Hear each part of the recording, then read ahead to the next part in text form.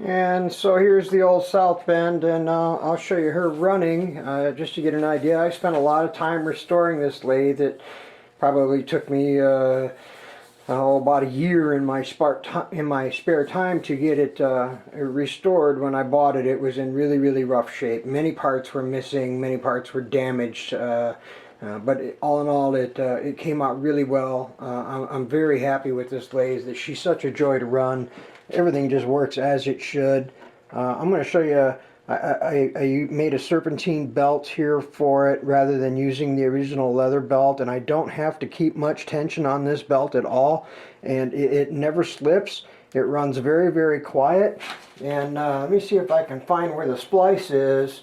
There's the splice that I made, and it's just a braided steel wire, and I put a little drop of solder on it to hold it together, and it does not show any signs of wanting to pull apart, and it runs very, very quiet. As you can see here, I'll turn it on, and it makes no noise.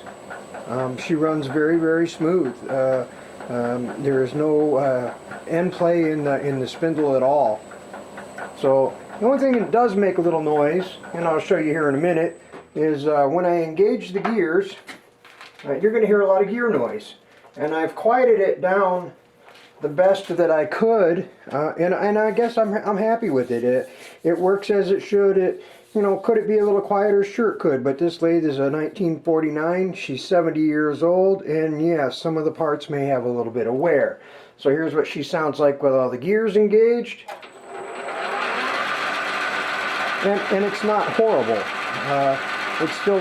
Right now she's running pretty fast. I can change the gears, and they recommend you don't do this, change it while it's running, but I can do it by feel, and she drops right into gear. I don't have any issues with it at all. Right now it's running in forward. So if I shut her off, and I'll get a piece of steel chucked up in here and show you how she works. And yes, as you can see from the chips in the pan, if I can get it to focus here, I do use it. This is not a museum piece. I didn't spend all my hours restoring this lathe to just look at it. I wanted a nice quality lathe to use, and now I have one. And I'll show you it cutting in a minute here.